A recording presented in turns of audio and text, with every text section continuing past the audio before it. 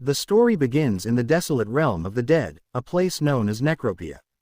This forsaken domain, devoid of any trace of life, stretched endlessly with barren lands. Yet, amid this bleak landscape, a single imposing castle stood tall, defying the gloom. It was the only castle in all of Necropia, a fortress filled with unimaginable wonders.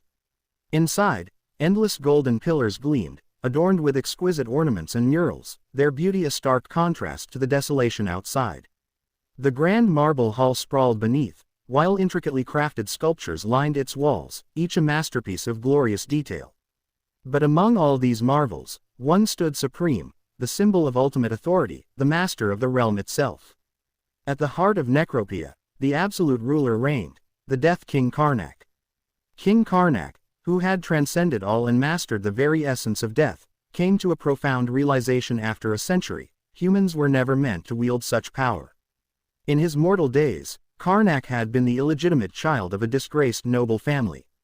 He lost his mother at a young age and, in the face of relentless pressure and scorn from other nobles, grew isolated, learning to trust only himself. This isolation fueled an insatiable hunger for power. In time, Karnak discovered a forbidden codex on necromancy, which led him down a dark path, far from his humanity. Consumed by his newfound abilities, Karnak unleashed death upon the world, driving both its people and the kingdom itself to their end. The fourth martial king and the three grand mages had fiercely resisted Karnak, but in the end, even they succumbed, becoming his subjugated followers. The world's guardians also rose to challenge him, but when Karnak finally enslaved the last of them, the Dragon Emperor Greatoria, his victory was complete. In an act of ultimate defiance against the natural order, Karnak transmuted his own flesh into the ultimate ascendant being known as Astra Schnapf. With this transformation, the most powerful undead entity and the strongest Death King to ever exist was born. Reflecting on these events, Karnak had once believed that everything was now his, that he could finally revel in his absolute power. But 70 years had passed since that triumph, and instead of fulfillment, Karnak found himself trapped in a hollow existence. Despite his unrivaled might, he could do nothing. Reduced to a body made of mere bones, he was incapable of experiencing any joy or satisfaction in the world he had conquered. In that moment, Karnak pondered how much longer this pointless existence could continue. His thoughts drifted back to the time when he had still been human, when he could feel the warmth of the sun on his skin and the gentle caress of the breeze. He remembered the comforting touch of another person, the warmth of human connection. Alongside those memories, however, came the recollection of terrible pain, a searing agony that pierced his flesh. Yet even that pain, Karnak realized, was preferable to the dry, hollow life he now endured. Just as despair threatened to overwhelm him, Karnak's gaze shifted toward a mysterious monument in the distance. A glimmer of hope flickered within him. He reminded himself that his long-devised plan might still succeed. If it did, Karnak believed he could once again experience the sensations of life, the warmth, the wind, and even the pain, that had once defined his existence. At that moment, one of King Karnak's subordinates, Baros, the head commander of the Legion of Death, approached and greeted him. With reverence, Baros addressed Karnak as Lord of all the dead, ruler of life and death, and conqueror of the lands. Karnak then informed Baros that all preparations were complete. Baros was taken aback, surprised to hear the news. Sensing his commander's reaction, Karnak added, I have a good feeling about it this time. Hearing this, Baros couldn't contain his excitement. The long-awaited plan they had been working on was finally about to come to fruition, and the prospect of what was to come filled him with eager anticipation. At that moment, Karnak reflected on his long quest to regain the pleasures of the flesh, a journey he had shared with Baros. They had experimented with countless methods, turning Karnak into a vampire, attempting to possess a human body, but nothing had worked. He realized that pleasure arises from fulfilling what one lacks, and for beings like them, ascended beyond mortality, no method could satisfy their needs. However, Karnak believed that because they were the ultimate ascendants, there was still a way to reclaim their lost sensations. If they could no longer experience human pleasures because they were no longer human, Karnak resolved to change that by turning back time, returning to the days when he had been mortal. With this realization, Karnak turned to Baros and said, we will likely go back to the moment when I first gained the mana of darkness. Baros, hearing this, could barely contain his anticipation, knowing that this was the key to their plan and their chance to regain what they had long sought. Upon hearing this, Baros asked Karnak if their plan meant they would disappear from existence if they failed. Karnak raised an eyebrow and inquired why Baros was asking such a question. He added, "Do you still have regrets in life?" Baros quickly replied, insisting that he had no regrets. "This is all or nothing," he declared, determination in his voice. Satisfied, Karnak nodded, stating that it was time for them to return to the days when they were still human. With a shared sense of purpose, they activated the monument spell, and in an instant, a brilliant light enveloped them, illuminating the dark expanse of Necropia. Moments later, Karnak lay unconscious on the floor when he suddenly heard a voice calling out to him, urging him to wake up and referring to him as Master. As he opened his eyes, he saw a human face and asked, "Is that you, Baros?" Baros confirmed it was indeed him, adding that it had been a long time since he had assumed a human form. As Baros gazed at Karnak, he remarked that Karnak's face looked scrawny and pompous, just like in the old days. In response, Karnak shot back that Baros still had no sense of respect. Karnak shifted the conversation and told Baros that if they had arrived at the right moment, they would be at the very beginning of everything. As he spoke, he noticed a book lying on the table and confirmed that they were indeed in the correct time period, the start of it all. He then mentioned that he had followed the path of necromancy using the knowledge from that very book. In that moment, Karnak decided to take action. He focused his magic and set the book ablaze right there on the table. Baros, witnessing this, asked Karnak if it was wise to have burned the book. Karnak assured him that it was fine since he had remembered everything from it anyway. Karnak then explained to Baros that the book was forbidden, but not much of its content was truly significant. He concluded that it was better to dispose of it rather than risk having to deal with it later. At that moment, Baros remarked that he had already planned everything out and added that Karnak looked more handsome than usual. This compliment filled Karnak with pride. However, just then, Baros's stomach began to grumble. Upon hearing the sound, Karnak noted that it had been a long time since he had heard such a noise, and Baros felt a rush of excitement at being hungry again. Karnak suggested they should find some food, and Baros eagerly agreed. As they entered the town and made their way to a local restaurant, their excitement filled the air with shouts of joy, exclaiming how delicious the food was. While eating, Karnak inquired about the secret behind the restaurant's barley bread, praising it as a masterpiece. Baros, delighted, relished the food he had longed to taste. Meanwhile, the other patrons looked on in confusion at the spectacle of the two. At that moment, both Karnak and Baros were overwhelmed with emotion, tears streaming down their faces. Baros exclaimed that the food was so good he could die for it. Wiping his tears away, Karnak reassured him that they weren't going to die, as he had revived them for a reason, so they could experience moments like this again. At that moment, Baros told Karnak that it was fortunate they had gambled their lives, as it had all been worth it. Holding his food, he added that the taste was so incredible it brought tears to his eyes, blurring his vision. Karnak nodded in understanding but cautioned Baros to watch how much he was eating, reminding him that money doesn't just fall from the sky. As he spoke, tears of joy streamed down his face from the exquisite flavors. Baros replied that Karnak should also slow down, but Karnak insisted he felt like fainting from joy just from the aroma of the food. Just then, a waiter emerged with a beautifully presented dish for another table, and both Karnak and Baros were taken aback by how delicious it looked. Karnak turned to Baros and asked if the food being served to the other customers was chicken. He was taken aback by the restaurant's upscale atmosphere. Baros, drawn in by the tempting aroma of the dishes, remarked on how delicious everything smelled and wondered aloud how much it might cost. Karnak, however, quickly replied that there was no way they could afford such luxurious food, explaining that he hailed from a fallen noble family. At that moment, a menacing smile crept across Karnak's face as he suggested to Baros that they could simply eliminate everyone in the restaurant to enjoy the food without restraint. Baros, panicking at the suggestion, quickly urged Karnak to reconsider, insisting that they shouldn't even think about it. He emphasized that given their current strength, they would likely end up beaten to a pulp. Karnak, upon hearing this, reluctantly agreed with Baros's assessment. Baros informed Karnak that he would check their remaining funds. As he rummaged through the bag where they kept their money, he lamented that it was not enjoyable being poor. However, at that moment, he was shocked by what he found inside the bag. Turning to Karnak, he said they had a problem.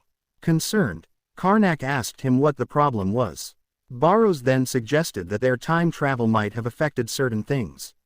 As Karnak glanced at the bag containing the money, he agreed, noting that the situation was definitely strange, given the amount of money inside. He pointed out to Baros that there was no way the two of them could possess this much money. At that moment, the bag was overflowing with silver coins. At that moment, Karnak began to wonder where things had gone wrong. As he reflected on his past, he recalled that his Jestard family had been facing financial difficulties and were poor at that time. His grandfather, Baron Grellet, had launched numerous businesses within their territory but failed in all of them, leaving only debts for Karnak's father, Baron Krapet. Unfortunately, Karnak's father lacked the ability to manage the ever-growing debts, and his original wife's two sons were useless brats who contributed nothing to the family. As the illegitimate child born into this crumbling household, Karnak endured scorn and persecution, barely managing to survive each day. At that moment, Karnak thought this was how his family's situation should have been in the present, but he was confused because that was not the case. He wondered where the money in the bag had come from. Karnak then told Baros that this was not something to celebrate and asked if the time-regressing spell had gone wrong. Baros replied that he was uncertain and added that, as a swordsman, he did not know much about such matters. This irritated Karnak, who thought to himself that they had not returned to the past, yet there were too many similarities with his memories. At that moment, as Karnak pondered the situation, Baros interrupted him, asking if this meant they could finally eat the chicken. Baros had been going crazy from the scent of the chicken since earlier. Hearing this, Karnak's expression changed, and he felt a surge of excitement. Baros then pointed out that worrying about their current situation was pointless, as their concerns wouldn't disappear just because they refrained from using the money. Karnak agreed with Baros and added that they needed to eat well to tackle their problems, suggesting they should order at least one chicken for themselves. Both of them were drooling at the thought of the meal. Karnak raised his voice and ordered the waiter to serve them 2 whole chickens each. After a short while, both of them were satisfied, having eaten to their heart's content. They were now riding on a horse, and Baros remarked that his stomach was full and he was on the verge of a food coma. Karnak added that he would be able to pass out and sleep once they got back. At that moment, Baros's expression changed as he told Karnak that the prospect of facing his family again was somewhat annoying, and he was not looking forward to seeing them, suspecting they might be just as they had always been. Karnak then noted that the two of them would be fine as long as they managed to ingratiate themselves with the family. He emphasized that the situation was quite strange. Baros agreed, pointing out that it wasn't just 1 or 2 things that were odd. He mentioned that the station manager they had encountered recently was also fawning over them, assuring them that he would make sure to feed their horses well. Baros added that it made no sense for a fallen family like theirs to have horses of such good breed. The citizens they encountered were also behaving strangely. The very people who once hated them and called them scoundrels were now overly enthusiastic to see them, even tearing up at the sight of Karnak and Baros. Karnak expressed his unease at this unexpected reception, and Baros remarked that they would learn more about the situation once they reached home. After a short while, they finally arrived, and Karnak, gazing at his house, noted that he hadn't seen the place in a while and felt a strange sense of nostalgia. In contrast, Baros felt annoyed, pointing out that he and Karnak had no good memories associated with that place. At that moment, Karnak remembered that Baros was also an orphan who had never lived a comfortable life. Baros's parents were absolute scumbags, and it was Karnak who found him dying alone in the middle of the night before they abandoned him. Karnak took Baros home, and surprisingly, his father allowed it. Karnak reflected that, despite being an illegitimate child, his family needed to save face, and having an attendant of sorts could have been the reason his father permitted Baros to stay with him. At that moment, Baros called out to Karnak, looking puzzled as he asked if the place they were in was really the Jestard residence. Karnak confirmed that it definitely was, but upon looking at the house again, he was surprised by its appearance. Baros then questioned whether they had come to the wrong place, but Karnak denied it, insisting that this area was indeed the location of his memories.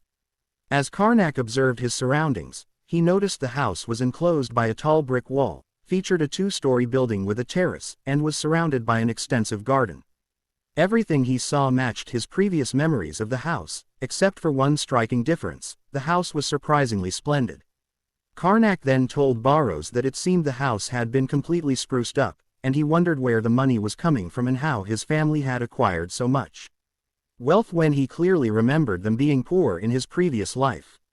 Just then, one of the guards noticed Karnak and greeted him, surprising Karnak since he had never experienced this kind of acknowledgement before.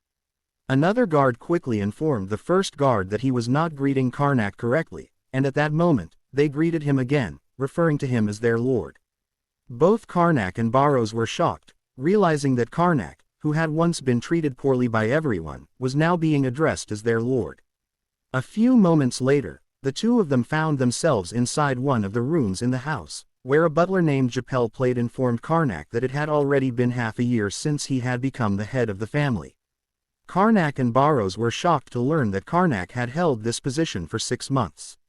The butler then asked Karnak if he had achieved his goal, leaving Karnak confused about what goal the butler was referring to. Japel explained that it was because of this very goal that Karnak had gone on a journey. Hesitantly, Karnak replied that he had somehow completed his goal, even though he did not fully understand what it was. Upon hearing this, the butler was pleased and remarked that this was truly good news, adding that the late Lord and Isabella would have been glad to hear it. At that moment, both Karnak and Baros were shocked to learn that Karnak's father and stepmother had already died. Butler Japel then added that after Tessel and Ferelth had passed away as well, times had looked grim, but he was feeling much better now. Karnak realized at that moment why he was the lord of the house. He wondered why this had happened and why his entire family had died. Karnak thought to himself that the goal of his journey was becoming clear: it must have been to master necromancy while no one was watching.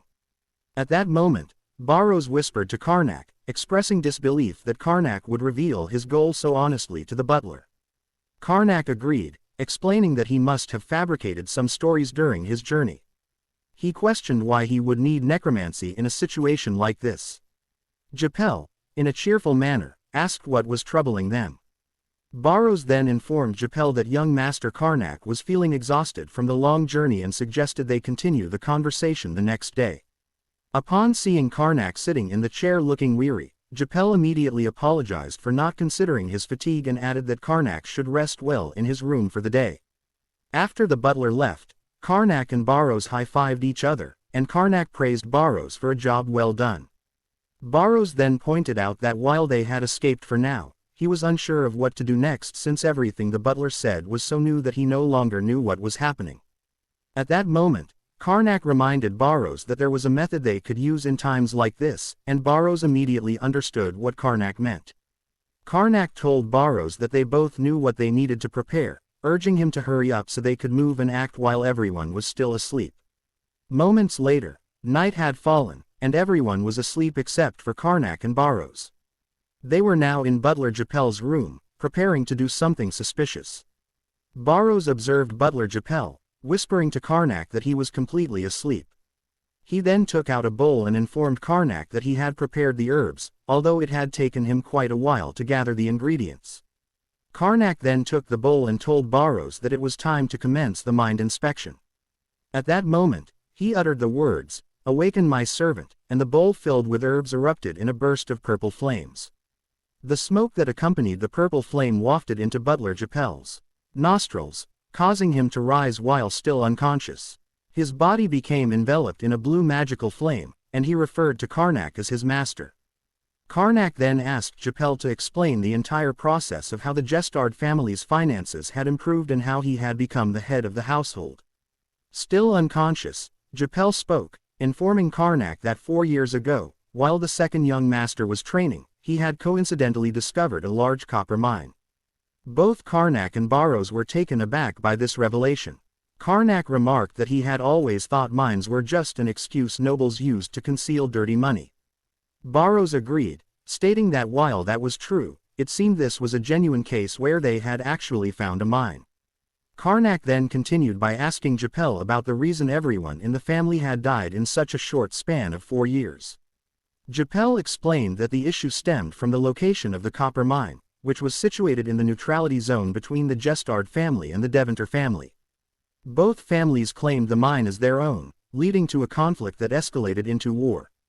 The Deventers had always been diligent with their military training, and no one could defeat Sir Randolph from their side. As a result, Sir Randolph easily killed Baron Crappet in battle, as well as young Master Tessel, the oldest son of the family. The household's best knight, the second young Master Ferelth, lost both his legs to Sir Randolph, and in his despair, Ferelth took his own life. Japel then added that the Baroness was shocked by all of this and passed away not long after. In the end, young Master Karnak was chosen to be the successor despite being a minor, and the two families promised a ceasefire until Karnak came of age and could take over as head of the household. However, everyone was still concerned about the copper mine and the promise of compensation for the war. It was at this point that young Master Karnak devised a solution to save the family. He announced his request for a trial duel against Viscount Deventer in the name of Allium, the goddess of the moon and justice. Both Karnak and Baros were taken aback by the news of the duel request, while Baros expressed that it was an incredibly rash decision. The trial duel was conducted under the mandates of the Allium Order, allowing for the substitution of a warrior in one's stead. It took place in the presence of an Allium priest, and the victor was determined only when one side was completely defeated. Upon hearing this, Baros told Karnak that he had dug his own grave. Karnak, in a state of disbelief, insisted that it was not he who had made that decision, but the past version of himself. In that moment, he realized this was why everyone had favored him. Karnak then told Baros that it was a losing fight and that this was precisely why he must have chosen this path instead of continuing the war. Karnak then pointed out that Deventer could not refuse such an offer, as it would ruin their image if they did. He further explained that if he were to win the duel and secure the copper mine, it would help them avoid starvation. However, Baros warned Karnak that with his current skill level, he was bound to end up dead. In response, Karnak stated that this was precisely why he intended to prepare as thoroughly as possible for the duel. He then asked Japel when the duel was scheduled to take place, and Japel informed him that it would be held within a month. Both Karnak and Baros were shocked by this revelation, realizing that the duel was too close for comfort and that they were in serious trouble. Moments later, a feast was prepared early in the morning, and Baros was excited to see this, prompting him to ask Karnak what it was all for. Karnak explained that he had arranged the meal for Baros, acknowledging that he had always worked hard and deserved it. Thrilled by this gesture, Baros thanked Karnak for the meal. As he ate, Baros asked if it was okay for Karnak to be resting like this, given how close the duel was.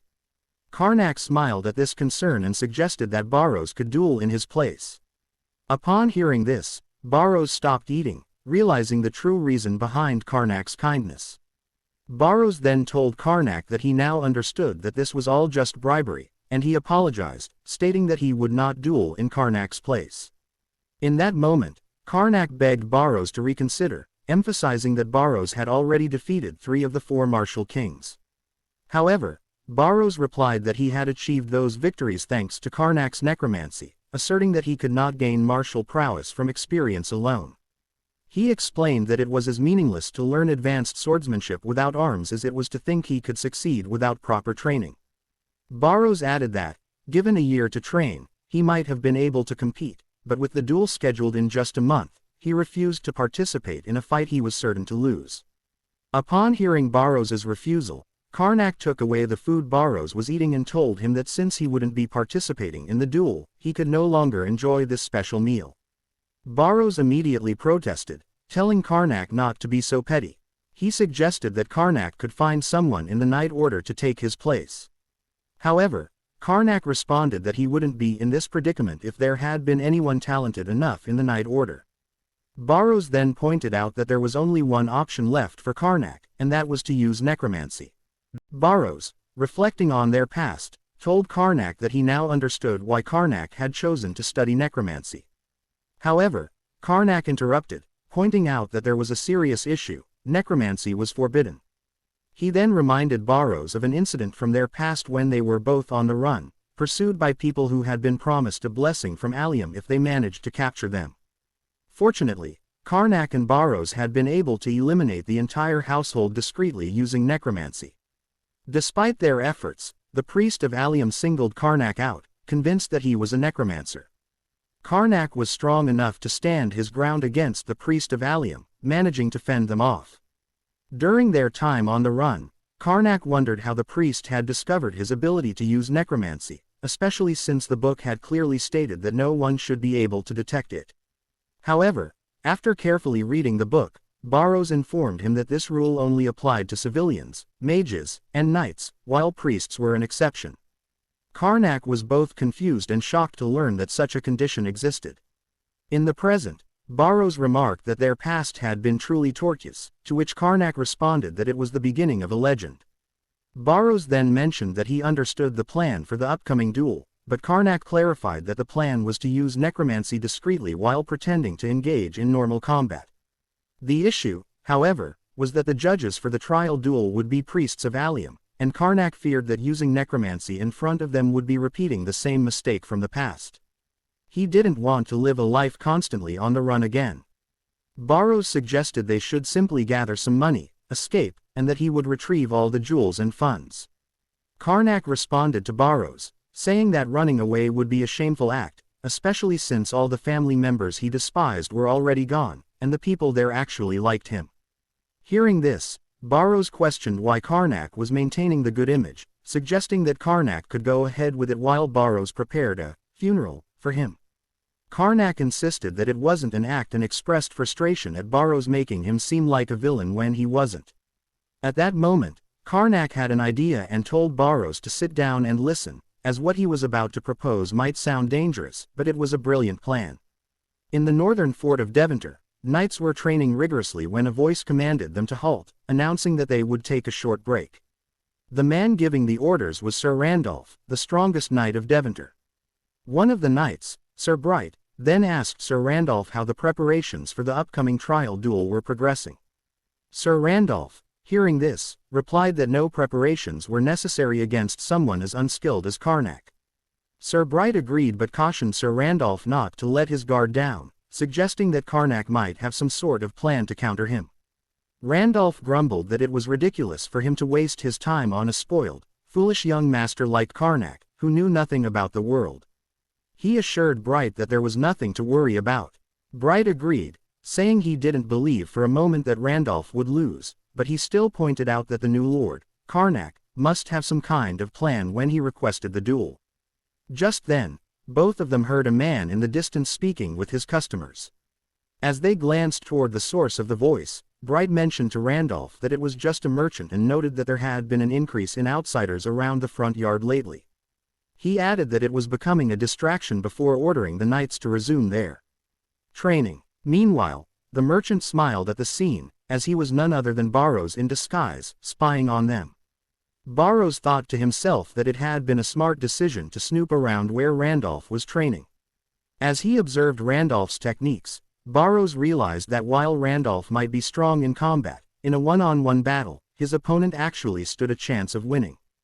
Baros noted that Randolph seemed like the typical foolish type who relied on basic heavy sword techniques.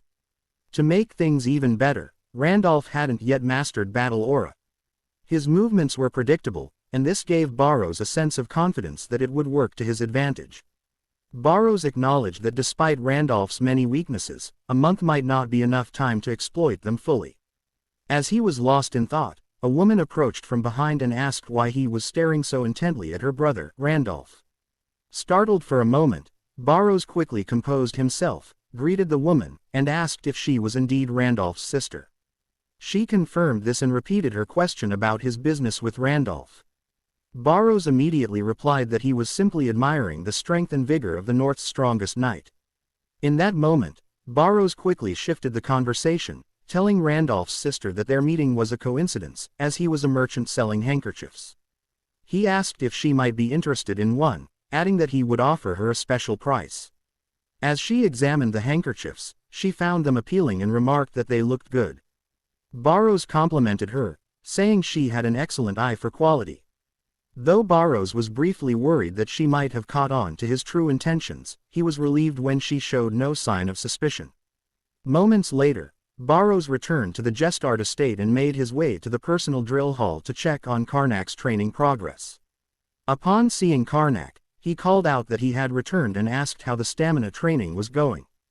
However, he was immediately taken aback to find Karnak lying on the floor, appearing lifeless. Baros rushed over, concern etched on his face, and urged Karnak to wake up. Karnak, on the other hand, groaned and told Baros not to shake him so much, or he would risk losing his meal. After a few moments, Karnak began to feel slightly better. At that time, Baros asked if Karnak had completed the 50 laps around the drill hall as instructed. Karnak replied that he had just finished but collapsed because he could not run any further. Observing Karnak, Baros noted that he was lacking significantly in stamina. Karnak then asked Baros if there was even a reason for him to train so rigorously in the first place. Baros responded that with a frail body like Karnak's, he wouldn't be able to accomplish anything at that moment.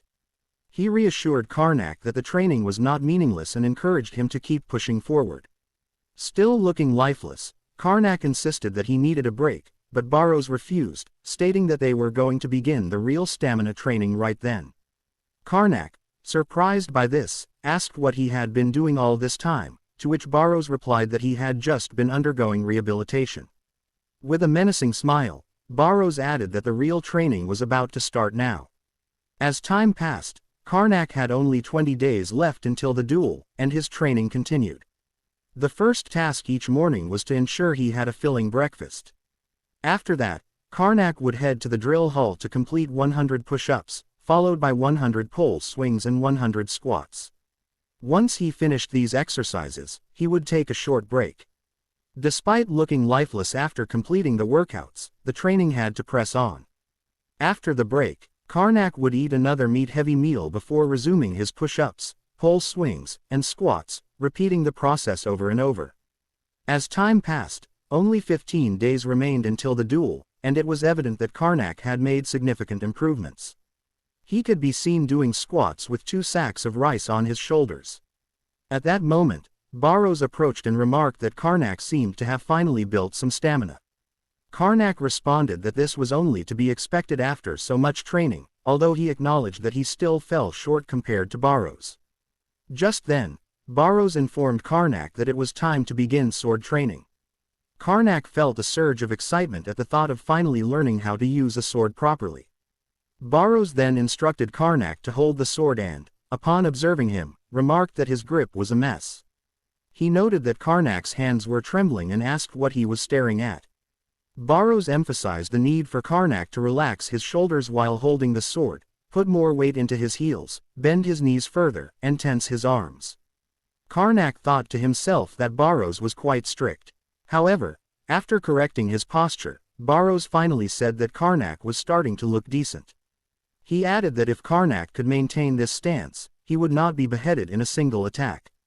Baros then informed Karnak that he was going to attack, prompting Karnak to prepare himself. Karnak declared that he would counter Baros's attack, but just as he said this, Baros launched a powerful strike. As the impact hit him, Karnak realized how strong and quick Baros was. Undeterred, Baros continued his assault, asking Karnak what he was doing and instructing him to return to his stance. At that moment, Karnak thought to himself that Baros's relentless barrage made it difficult to counter effectively. He concluded that his only option was to focus on maintaining his stance. At that moment, Baros delivered a powerful attack to Karnak, sending him flying to the ground. Baros explained that this was why knights could easily overpower civilians. He emphasized that knights wouldn't give their opponents a chance to counterattack and that Karnak needed to hold his stance and dodge the subsequent attacks.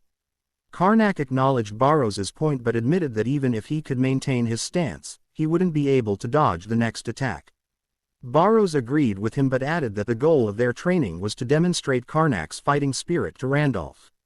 Karnak then asked Baros if it was necessary for him to do that during the duel. Baros explained that Randolph had a habit of showing off. He would try to display his skills in front of the spectators while toying with his opponents. However, if Randolph's opponents lost their will to fight, it would damage his honor, so he preferred to defeat them quickly. Baros added that Karnak needed to demonstrate to Randolph that he would not give up. By doing so, Karnak would increase his chances of survival in the duel. As time passed, Karnak now had only 5 days left until the duel. He continued to train hard with Baros, giving it his all, but he still struggled to match Baros's skill and often found himself sent flying to the ground. 4 days remained, then 3, and finally 2, during which Karnak began to show improvement. Baros acknowledged his progress, telling him he was doing well, but Karnak expressed his concern that he might die before even facing Randolph. Baros reassured him that he was on the right track and that he was almost ready for the duel. At that moment, Baros announced that it was time for them to enter the final phase of training. Baros then informed Karnak that he was going to teach him the 4 martial king's sword technique. Confused, Karnak asked what that technique was and if Baros truly knew it. Baros confirmed that he did, explaining that the 4 martial kings had all been his underlings and that he had learned their techniques, except for that of martial king Rapisal. Curious, Karnak inquired why Baros had not learned Rapisal's technique. Baros replied that it was because Karnak had not turned her into a death knight. Rapisal had resisted until the end, and as a result, Karnak had cut her into thirds and made her a palace gatekeeper. At that moment, Karnak recalled what he had done to Rapisal and wondered if he had truly been that cruel in his past. Baros then told Karnak that he was going to learn Martial King Levune's Delphiod sword technique that day. Karnak expressed doubt, asking if it was really possible to master such a skill in just 2 days, given that it belonged to a martial king. Baros reassured him that he would not need 2 days. In fact, Karnak only needed 1 day to learn the technique. Time passed, and it was now the day of the duel. At the border of Deventer and Gestard, an arena had been set up for the duel. A crowd gathered in the area, eager to witness the upcoming confrontation. People were conversing among themselves, speculating on who would win the duel. One spectator from the Deventer side confidently declared that Sir Randolph would be the obvious victor but expressed a hope that the match wouldn't turn out to be boring and would instead be at least somewhat entertaining. Meanwhile, spectators from the Gestard side were concerned about Karnak's chances. One person asked if Karnak would win the duel, while another reassured them, saying they had heard that Karnak had been training very hard and that they simply had to believe in him. At that moment, Karnak and Baros arrived at the duel venue, both looking confident. As the crowd continued chatting, the priest of Allium stepped forward and instructed everyone to be quiet in the presence of the goddess. He announced that both houses had laid claim to the copper mines, prompting the request for this trial. The priest explained that ownership of the mine would be determined through combat. He then called for Karnak of House Gestard to step forward and face the goddess, followed by Sir Randolph of Deventer, who also came forward to stand before the priest. The priest added that before the fight commenced, a handicap in equipment would be applied based on the fighter's abilities, in accordance with the rules. The priest then asked both fighters if they were willing to pledge to fight honorably in the name of Allium, to which they both responded affirmatively. The priest continued, stating that with the warrior's pledge, may the scales of justice seek out the truth. At that moment, he announced that the trial by combat would begin, and Karnak and Randolph faced each other. Just then, Randolph launched an attack at Karnak, declaring that nothing would change, as he was destined to emerge victorious. Karnak, however, successfully blocked Randolph's strikes and retorted that they would only know the outcome once they both saw things through to the end. Randolph retreated momentarily and acknowledged that Karnak was not just all talk since he had managed to block his attacks. As the fight continued, the Gestard supporters grew excited, noting that their lord, Karnak, was putting up a decent fight. One of them remarked that there was something different about Karnak that day. Baros, observing from the sidelines, thought to himself that the match was progressing as expected. He noted that Randolph's attacks were not particularly fast or threatening, indicating that Randolph was still assessing Karnak's abilities. Meanwhile, Karnak felt a surge of confidence and reminded himself to stick to his training. At that moment, he resolved to show both the spectators and Randolph his unwavering will to fight. At that moment, Karnak screamed in anger, challenging Randolph to come at him. Randolph smiled upon hearing this and thought to himself that Karnak's eyes were filled with determination. Although he recognized that Karnak's skills were lacking, he admired his spirit. Randolph then told Karnak that he was going to take it up a notch.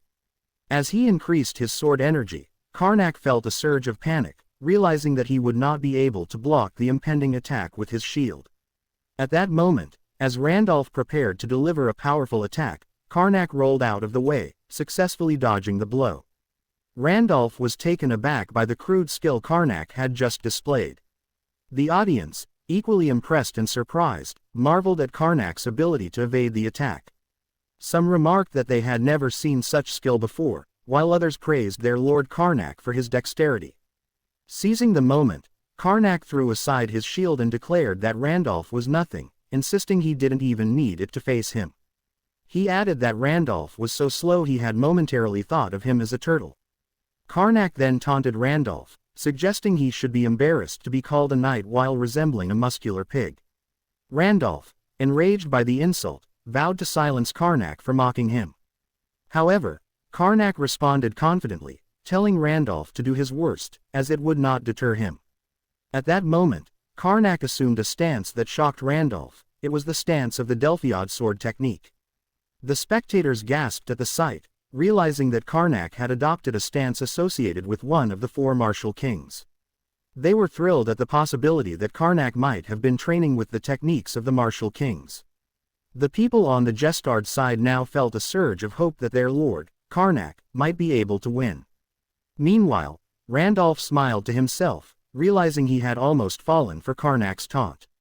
He resolved to remain calm and focused. The sword techniques of the martial kings could only be wielded by geniuses with true battle experience, and Karnak was far from being capable of using them effectively.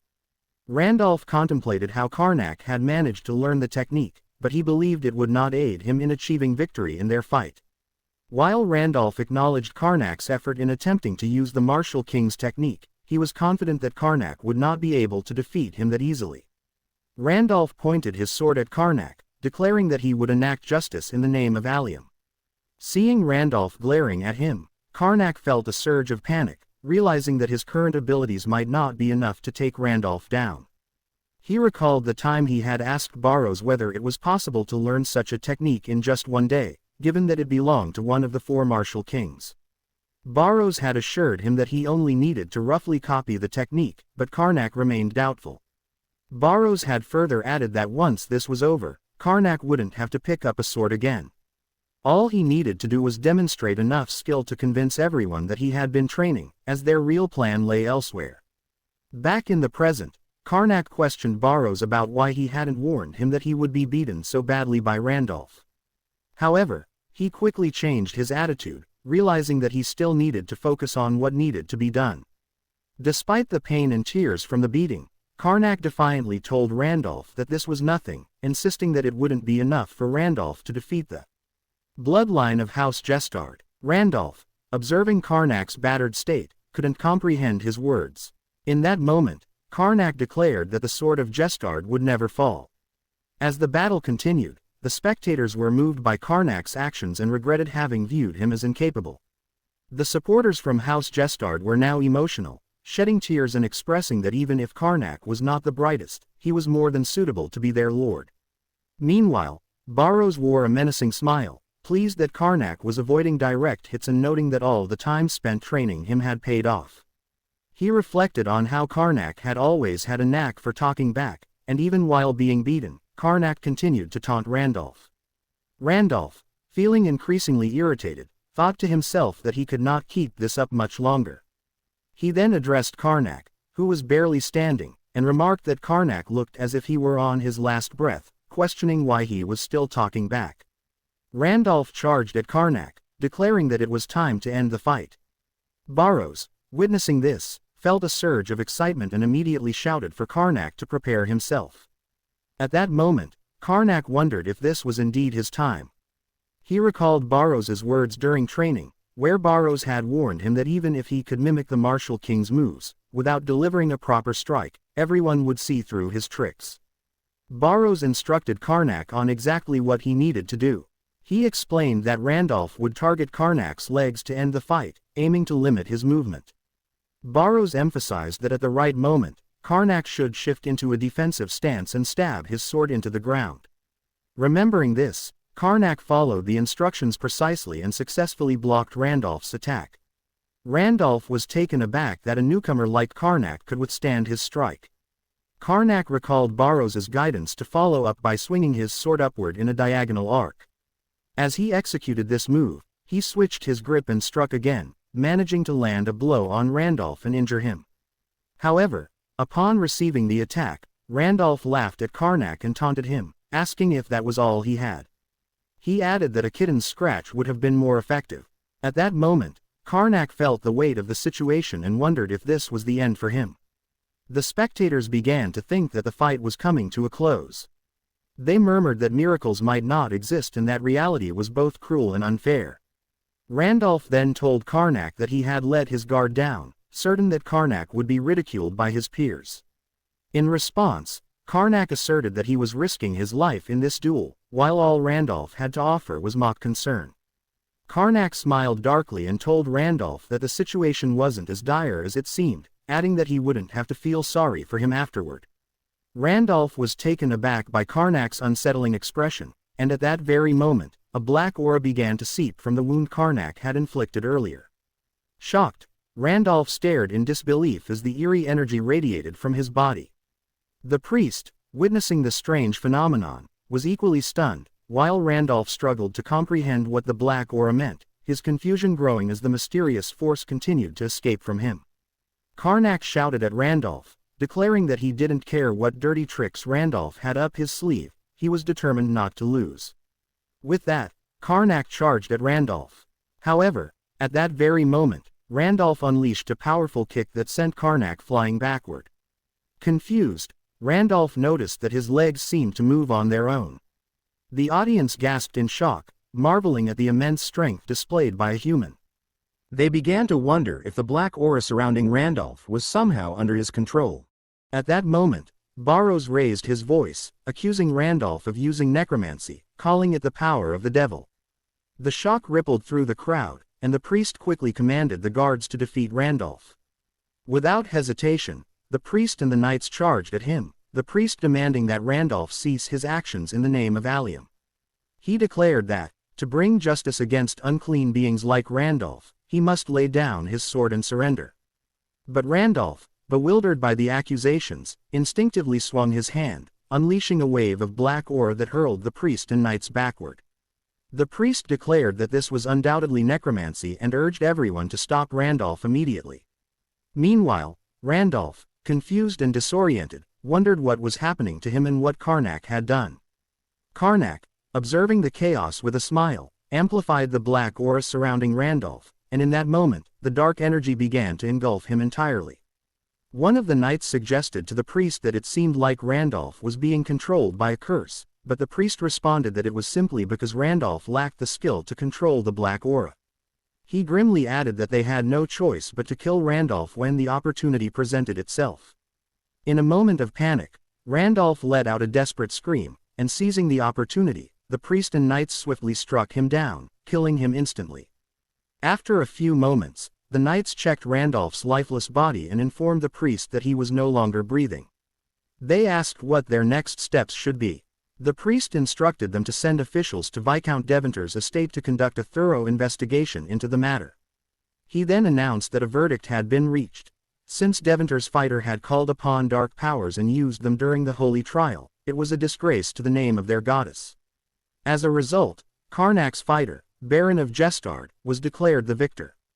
Moments later, at Viscount Devonter's estate, the priests were searching through the house when one of them announced that they had found what they were looking for.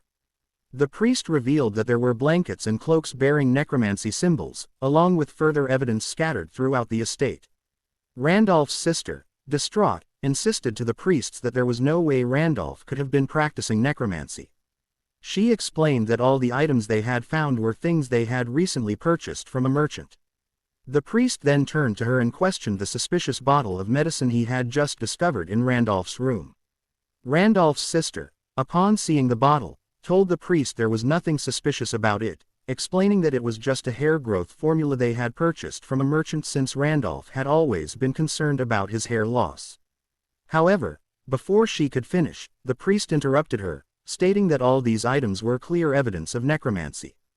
He added that a hearing would soon be held, leaving Randolph's sister in shock.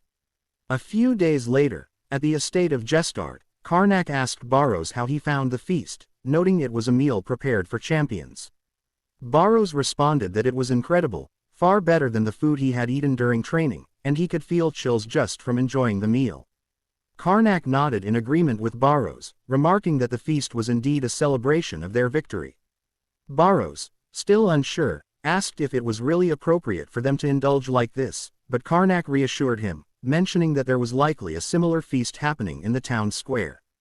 Karnak went on to explain that he had to do whatever it took to secure their win, and it had only worked so well because of Randolph's fiery nature. 1 month earlier, Baros had been questioning Karnak's plan, particularly when Karnak mentioned his intention to use necromancy during the duel. Baros asked if Karnak was truly serious about it. Karnak urged him to listen first, explaining that it made little difference whether he died from being caught using necromancy or during the trial itself. Given that choice, Karnak reasoned it was better to use necromancy to his advantage. Karnak gave an evil smile and told Baros that he wouldn't be the one using necromancy and added that it would be Randolph. Surprised, Baros asked what Karnak had planned. Karnak explained that he intended to stage an act during the duel. With the officials positioned far from the arena, Karnak believed he could easily deceive them. In the midst of their battle, it would be difficult for anyone to tell who was actually casting the spell. Karnak then told Baros that the spell he planned to use would be an incredibly powerful, high-level necromancy spell, one so potent that even the Order wouldn't suspect him. He added that none of them would ever consider Karnak capable of such advanced magic, as they underestimated his abilities. Upon hearing this, Baros reassured Karnak that there was nothing to worry about if things were as Karnak described. However, Karnak admitted there was one issue, and it was that he needed his opponent to spill some blood for the spell to work. The problem was, with his current skills, Karnak doubted whether his blade could even get close to wounding Randolph. Hearing this, Baros smiled with excitement and confidently told Karnak that if he only needed Randolph to bleed a little, he could help make that happen without any trouble. In the present, Karnak remarked to Baros that the past month had been a miserable experience for him. Baros, however, told him he should be grateful for the effort he put in, as it had ultimately paid off. Baros, feeling something was peculiar, asked Karnak why Randolph hadn't been able to win without resorting to necromancy, especially since they had managed to avoid suspicion. He pointed out that all the priests did was conduct an investigation against Devonter's estate. Karnak explained that the investigators were convinced Randolph had used necromancy. Baros then questioned why they were so certain that Randolph, and not someone else, was the one using the dark magic. At the Gisellan Grand Temple of the Order of Allium, a head priest was questioning another priest about the investigation into Devonter's dark power, emphasizing that this was a significant issue. The second priest responded that, based on their experience and investigation, they were certain of their findings. Holding a bottle filled with a peculiar fragment, he explained that this was not the work of an ordinary necromancer. He further stated that the goddess had warned them that the attributes of the fragment matched perfectly, identifying it as the darkness of the apocalypse. Meanwhile, Karnak smiled to himself, feeling that luck was on his side in this lifetime. Baros remarked that the world was in their favor, to which Karnak responded that all they needed to do now was enjoy their lives to the fullest, as that was what second lives were all about. Baros then pointed out that with the Devonter family now gone, many powers would attempt to seize control of their minds. Karnak agreed, noting that this was precisely why he needed to strengthen his necromantic abilities. Hearing this, Baros grew worried and asked what they would do if the Order discovered their use of necromancy. With a smile, Karnak explained that this was exactly why he needed to devise a way to practice necromancy without being caught. 3 months later, Karnak was in his room, practicing necromancy. He reminded himself to focus, and at that moment, he recited a mantra: negative energy from the moonlight, darkness of the deep night, call upon the corrupt energy, filter it, and collect only the pure essence behind, sorting through and reprocessing it to create magic. As he completed the recitation, Karnak successfully gathered all the dark energy into a concentrated ball. In that moment, he achieved his goal and successfully created chaos magic. In a different part of the training area, Baros continued to train with another soldier. As he sparred, he reflected that it had already been 3 months since he began his training to become a soldier. To achieve his goal of becoming an official Knight of Gestard, he realized he had no choice but to persist. However, he was troubled by the fact that the abilities of the soldiers were lacking, a realization that struck him while sparring with a senior Gestard soldier named Guillemon. Breathing heavily and clearly struggling, Guillemon suggested they call it a day, and Baros agreed. At that moment, Baros smiled and thanked Guillemon for his time. Guillemon responded that Baros's words were making him feel embarrassed, as he believed it was he who needed to learn from Baros now. Guillemon then remarked on how much Baros had grown, predicting that he would soon become the strongest Knight of Gestard. Feeling a bit embarrassed, Baros replied that he still had a long way to go compared to Guillemon. In response, Guillemon called Baros very modest and assured him that he would definitely make a good knight. Guillemon then mentioned that the soldiers were going out for drinks that day and asked if Baros wanted to join them. However, Baros explained that he had been assigned an important task by the young master and would not be able to join them. Upon hearing Baros's response, Guillemon expressed his disappointment that Baros could not join them but quickly added that it was fine. He bid farewell to Baros, suggesting they meet again the following day, and Baros agreed. A few moments later, Baros entered Karnak's room with a bright smile, holding breakfast for him. However, he was suddenly met with a startling sight, a massive flame hurtling directly toward him. Shocked, Baros managed to dodge it just in time. Karnak then reminded Baros to knock before entering his room, as it could be dangerous. In response, Baros asked Karnak about the technique he had just used, noting that it did not appear to be necromancy at all. Karnak, upon hearing this, acknowledged Baros's sharpness, agreeing that it was difficult to classify the technique he had used as necromancy. He explained that the technique was more akin to manipulating mana. In response, Baros pointed out that it would only be possible for Karnak to use mana if he switched his power. There are 4 ways to transcend human capabilities in the world: a knight's battle aura, a mage's mana, a cleric's divinity, and necromancy, which involves the forces of death and darkness. The transcendent force accumulates only the energy suitable for the individual's body. Once enough energy has been gathered, it transforms into a so-called power. This power is optimized to suit the user's body and inherent traits, making it impossible for someone to wield another kind of power once their soul has been endowed with a specific type. Baros then remarked that once a person chose a power, they could not change to another type. Karnak, upon hearing this, explained that he had not changed his power, rather, it was simply at its second stage. Baros was confused by this revelation, as he had not known that Karnak's power had a second stage and could change. Karnak further clarified that necromancy, which utilized death energy and corrupt energy, was essentially a very dirty form of mana. He noted that this was why he was able to work effectively with necromancy, given his troubled upbringing. Karnak also mentioned that there were foods made through similar processes, such as fermented foods. Relating this to necromancy, he explained that the power had also been processed to avoid feeling gross or dirty.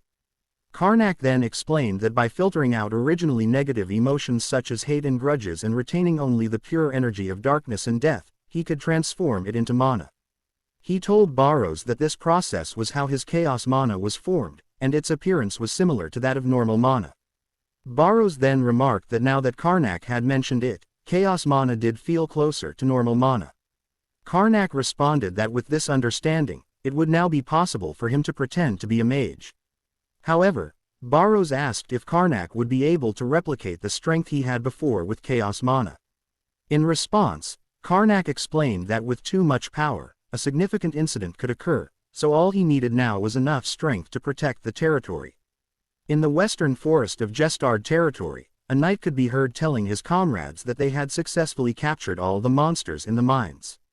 The head knight then congratulated everyone on a job well done and instructed them to prepare for extraction. However, just as he was speaking, a monster appeared from behind and attacked Guillemon. At that moment, Baros intervened and defeated the creature with a single slash. Baros then asked Guillemon if he was okay. Grateful for the timely rescue, Guillemon thanked Baros and expressed his reassurance now that an official knight like him was present. With a smile, Baros told Gilliman that it had not even been a month since he became a knight, and he still felt awkward and embarrassed being referred to as one. He then shifted the topic and asked Gilliman about the strange state of the monsters he had mentioned earlier. Gilliman confirmed that Baros was correct, explaining that the Snarl monsters had grown twice as strong as before and that he believed the rumors were true. Baros inquired about the rumors Gilliman was referring to, and Gilliman explained that he was talking about the goddess, Oracle.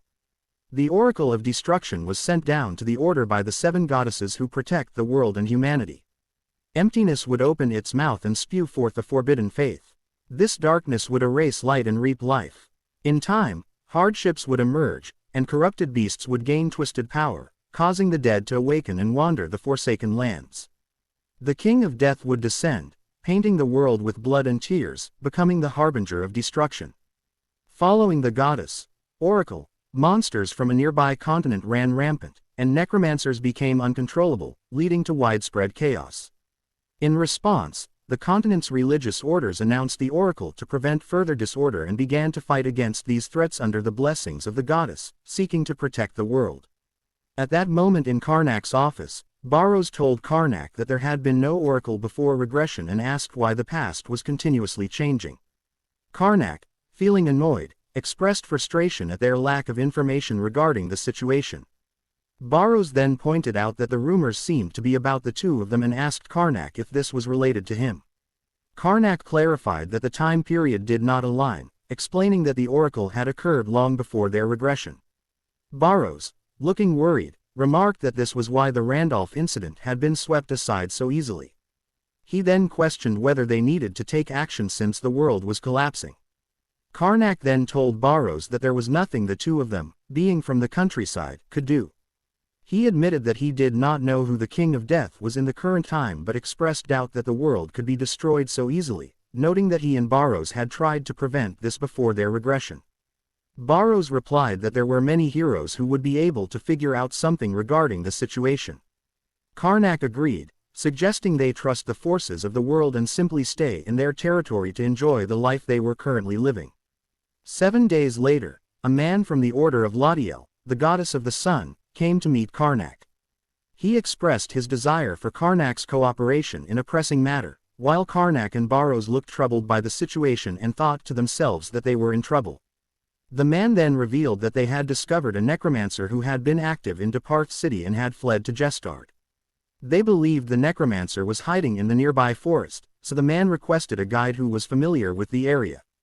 At that moment, Baros thought to himself that he and Karnak should naturally reject the man's request. However, Karnak had a different plan and surprised Baros by expressing his willingness to help, stating that he could not turn down matters concerning the goddess. Baros was left confused by Karnak's response. Karnak then assured the man that they would send someone to assist him promptly. The man thanked Karnak for his cooperation and bid him farewell. After the man had left, Baros, looking irritated, asked Karnak why he had decided to intervene in worldly matters when he thought they were not going to do so. Karnak responded that this was a good opportunity to gain insight into the situation. Baros then inquired what Karnak planned to do once they found the necromancer. At that moment, Karnak wore a sinister expression and told Baros that they would capture the necromancer first and then deal with him harshly. As night fell, the necromancer continued to flee through the forest, wondering if he had successfully evaded all his pursuers. As the necromancer ran, he thought to himself that he had finally escaped the life of a beggar, but he was mistaken, as pursuers were still on his trail. At that moment, he resolved to survive this situation and exact revenge on those who had wronged him. At that moment, a bright light illuminated the area as knights surrounded the necromancer, declaring that his escape was over and that he should stop running, as it was futile. The necromancer pondered why he had been able to evade the knights so easily before, only to realize that they had been biding their time, planning to trap him when he least expected it. The knights warned the necromancer that they would not tolerate any further disturbances and demanded his immediate surrender. However, the necromancer declared that he would not be captured so easily. In that instant, he activated his power and summoned a wraith. The knights were initially shocked by the appearance of the wraith, but quickly regained their composure. One of the knights instructed the others to draw their protective charms to guard against the wraith's attack. At that moment, the necromancer commanded the wraith to charge at the knights. At a distance, two figures perched on a tree, observing the battle unfold. It was Karnak and Baros. Karnak, watching the fight, felt irritation bubbling within him and expressed his frustration to Baros, stating that the necromancer was reciting the incantations incorrectly and executing the spell techniques poorly. Baros remarked that the necromancer clearly had not learned the standard procedures and suggested they prepare to intervene. Pointing at the fleeing necromancer, Baros urged Karnak to start moving. With a smile, Karnak replied that they needed to get ahead of the knights before they subdued the necromancer. After a few moments, the necromancer reached the interior of a cave. Having escaped from the knights, he realized he had expended more energy than he had anticipated and knew he needed to hide. As he moved deeper into the cave, he sensed a nearby warmth. The necromancer decided to start a fire for warmth, but as he approached, he was taken aback to find two men warming themselves, and it was none other than Karnak and Baros. Karnak then informed the necromancer that they had been waiting for him and had begun to worry because he was late. Karnak then remarked that the necromancer had a keen eye for finding this cave, as it was their usual hideout. The necromancer, confused, asked who the two of them were, but Karnak shifted the conversation, warning the necromancer that there were people out to get him. Angered by Karnak and Baros' interference, the necromancer summoned his servants to confront them. The necromancer quickly calculated his options, thinking that he could use his summoned servants to buy enough time for his escape. Meanwhile, Baros, noticing the number of spirits surrounding them, remarked to Karnak that the necromancer had summoned quite a few. Concerned, Baros asked what their plan would be, especially since his sword couldn't cut through the ethereal forms of the spirits. Karnak, calm and confident, told Baros to stay put. This was the perfect opportunity for Karnak to test his chaos mana, and with a hint of excitement, he prepared to take action. The necromancer had just exited the cave, confident that Karnak and Baros would be preoccupied with his summoned servants. However, within moments, a massive explosion rocked the cave, sending spirits flying in all directions. The necromancer was stunned by the unexpected blast. Just then, Karnak and Baros emerged from the cave, and Karnak called out to the necromancer, asking where he thought he was running off to. With a swift gesture, Karnak unleashed his spell, Conceal and Explode, effectively dealing with all of the necromancer's servants in a single, powerful strike. Upon witnessing this, the necromancer realized that Karnak and Baros were stronger than he had anticipated and concluded that he would soon be caught. In a moment of desperation, he shouted in anger, declaring that he would reveal to them the true power of death. He then summoned a spirit known as an evil spirit. Baros remarked to Karnak that the young ones were overflowing with energy, while Karnak felt irritation at the necromancer's misnaming of the creature, pointing out that its true name was Wraith. With a smug smile, the necromancer taunted Karnak, claiming to see fear etched on his face. This only annoyed Karnak further, as he was not scared at all of the necromancer or his summoned spirits. The necromancer declared that it was too late for Karnak and Baros to beg for their lives and then sent the wraith charging toward them. However, Karnak's expression shifted dramatically as he raised his voice, commanding the wraith to kneel. To the necromancer's astonishment, the wraith immediately obeyed. In that moment, the necromancer realized that Karnak had been a necromancer all along. Karnak responded to the necromancer by stating that he was utterly clueless, having only just figured it out. He then added that the necromancer would soon be unaware of what Karnak was about to do.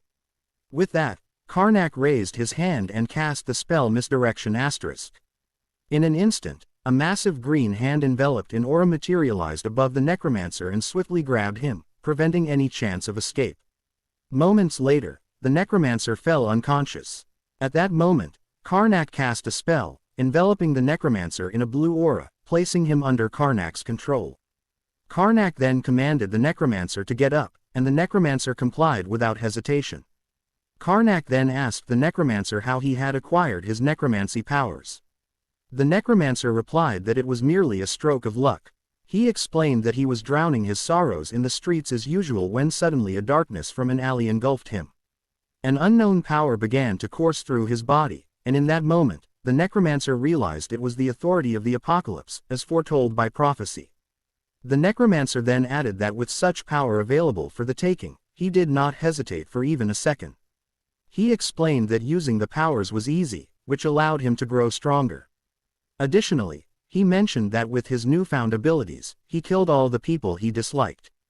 Karnak, upon hearing that, told the necromancer to stop, as he did not want to hear the story of a random necromancer.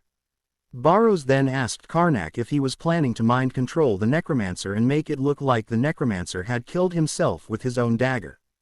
Karnak confirmed that this was indeed his plan.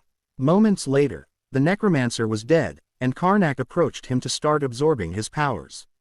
Baros, witnessing this, was surprised and asked Karnak why he was taking the necromancer's power, as he was supposed to avoid dirty energy like this. Karnak informed Baros that they needed to investigate further, as the search party was approaching. He mentioned that he would only absorb a small portion of the necromancer's power to avoid drawing attention, noting that their battle had already caused too much noise, and the knights would arrive any moment. While the knights were still searching for the necromancer at a distance, Karnak sensed something strange as he began absorbing the necromancer's power.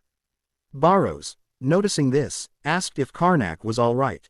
Karnak responded that something felt off, but they decided to deal with it later, as the knights were closing in and they needed to retreat.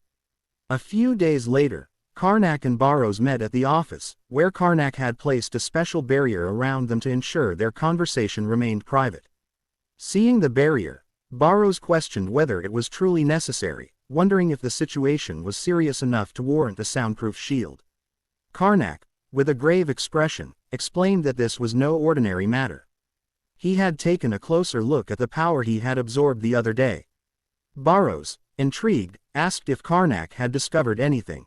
Karnak, visibly troubled, revealed that he had uncovered something unsettling. He himself was the reason the necromancer had gained access to the power of necromancy. Baros, hearing this, told Karnak that it didn't align with the timeline of their arrival. Karnak admitted he had no idea how it had occurred either, but revealed that the necromancer's power he had absorbed was an exact match to his own. Baros, still in disbelief, struggled to comprehend what Karnak was saying. Karnak then asked if Baros remembered why they had chosen regression over possession. Baros replied that the bodies they had possessed couldn't handle the immense spiritual power they carried. Karnak confirmed this, adding that they both had far too much power and had tried to force themselves into bodies unable to contain their spiritual energy. Karnak went on to explain that, since possession had failed, they had chosen to abandon their powers and separate their souls from their bodies, allowing them to regress back into their original forms for a better chance of success. However, he suspected that he hadn't fully left his power in the future. When he left his living body and used energy to create the Astra Shantief, he became something that was neither fully physical nor entirely spiritual. As a result, his necromancy powers had bound themselves to his spirit rather than his body, and those powers crossed into the past along with his soul. Karnak added that because of this, his body could no longer handle the strain and must have released most of that power. Baros was stunned to learn that Karnak's powers had also traveled with them into the past. Karnak then explained that the energy expelled from his body had become the source of the darkness known as the End. Concerned, Baros pointed out that even if Karnak's power had been scattered, its return could still destroy the world.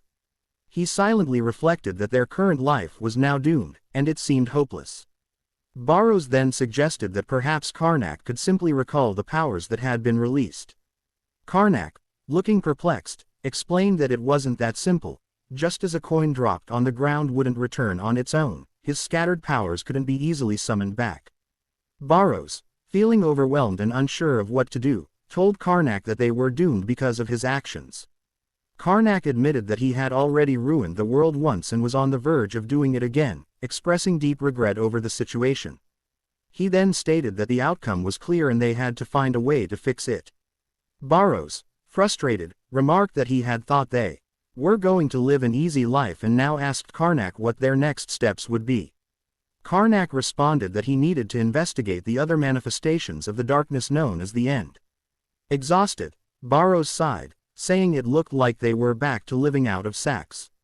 Karnak reassured him that he would ensure Baros was well fed, adding that he didn't want to be in this situation any more than Baros did. The next day, Karnak and Baros were on the road, riding their horse. Baros commented that being out here didn't feel so bad, noting that it might be because they weren't being chased like in their previous life. Karnak, hearing this, agreed, remarking that they had faced quite a lot of trouble back then. Baros added that there were no signs of bandits this time, which was a relief, as they used to be harassed by them frequently in their past life. Karnak pointed out that they now looked like they had support, unlike before when they appeared poor, so bandits wouldn't dare approach them. Baros, with a grin, remarked that money was certainly helpful, especially in situations like this. Baros then asked Karnak to confirm if they were heading to Durarth. Karnak explained that they were, as it was where the last necromancer they had caught had obtained his powers. He added that they might uncover some clues by investigating the source of the necromancer's abilities. Baros remarked that their current situation still felt somewhat unplanned and pointed out that the darkness of the end wouldn't just come to them on its own. He then asked Karnak if he had any sort of tracking magic. Karnak admitted that he didn't have a specific plan, saying they would have to handle things the old-fashioned way. He then asked Baros if he still remembered the places they visited before the regression, just as they arrived in front of Durarth, their destination. Karnak and Baros stood before the Durarth Adventure Guild. Karnak remarked that this was the best place to gather information, noting that they had access to all kinds of valuable details. Baros recalled how, in the past, they had successfully laundered their identities as adventurers, which had been useful, even though they were frequently hunted as wanted criminals. Karnak reassured him that things would be different this time, and there was no need for them to become adventurers again. Inside the guild, as they approached the counter, Karnak handed over a generous amount of money to the receptionist in exchange for information. Overjoyed by the large sum, the receptionist's face lit up with happiness. With a bright smile, the receptionist welcomed them to the Durarth Adventurer Guild and asked if they were seeking information about the darkness of the end. Baros stepped forward and explained that they were looking for details about the increasing number of monsters in the territory, as Karnak, being the lord of the land, needed to stay informed about everything happening. The receptionist then mentioned that there had been quite a few recent requests concerning the darkness of the end, allowing the guild to gather a substantial amount of information on the subject. She pulled out a large stack of books and handed them over, suggesting they start by going through those for relevant details. Karnak and Baros were stunned at the sheer number of books placed in front of them. As they searched through the information, Karnak and Baros found themselves in trouble. They realized that much of it was false. One piece detailed a scam incident, while another recounted a dog that had eaten a chicken. To their disbelief, people were even blaming the darkness of the end for a woman fleeing her abusive husband. They could hardly believe that this was the information meant to help them. Noticing their frustration, the receptionist remarked that they seemed unable to find anything useful. He offered to filter out the irrelevant details for them, but Karnak declined, insisting that they wanted access to all the information, no matter how insignificant it might seem, as the more detailed, the better. Baros told Karnak that they didn't need to go through all the pages, but just then, Karnak placed his hand on Baros's shoulder and explained that he would use magical messaging to facilitate stealthy conversations between them, given the number of people around. Karnak added that important information was often hidden among seemingly useless documents. Hearing this, Baros felt a sense of burden, realizing that the process would take longer than he had anticipated. While they continued their discussion, a man behind them spoke loudly, urging those nearby to believe what he was saying. The man insisted that he was serious and claimed there was an evil necromancer in town. He approached the receptionist, stating that he needed to file a report since no one was taking him seriously. The receptionist was taken aback by the mention of a necromancer in the area and asked the man if he had already discussed the situation with the temple. The man angrily replied that the people at the temple wouldn't believe him either. In response, the receptionist urged the man to explain the situation in more detail. The man began recounting his story, explaining that some time ago, a foreigner named Cleo had arrived in their town and taken up residence in an abandoned mansion. He added that Cleo would charm everyone with his nice smile, and the man couldn't understand where Cleo had gotten all his money at such a young age. Cleo frequently organized town festivals to win the favor of the townspeople and used some strange skills to seduce the young women. The man lamented that even his own fiancée, Emily, had fallen for Cleo, and he began to cry as he spoke about it. One of the adventurers present interjected, telling the man that just because a young, handsome, and wealthy individual was popular in town didn't mean he was using dark powers to gain that popularity. The adventurer suggested that Cleo sounded like a typical rich playboy and that the man was merely overthinking the situation, which made the man reconsider his perspective. The receptionist then stepped in, apologizing to the man and informing him that he could not accept the report. Instead, the receptionist advised him to pay the fee to personally hire an adventurer to deal with Cleo. At that moment, he showed the man the amount required to hire an adventurer, and the man was taken aback by the steep cost. At that moment, the man stormed out of the guild, declaring that they were all frauds and that they would regret their treatment of him. The adventurers began to chat among themselves, calling the man a fool and suggesting he needed to manage his jealousy. One adventurer speculated that the man had assumed everyone would jump into action simply because he mentioned necromancy, while another noted that there were far too many people like him these days. Karnak, looking troubled, turned to Baros and said they hadn't gained any useful information that day. Baros replied that he had heard there was a good restaurant nearby and suggested they go there to eat. Upon hearing this, Karnak told Baros that they should hurry to the restaurant. As they walked away, the receptionist mentioned that he would contact them if anything new came up.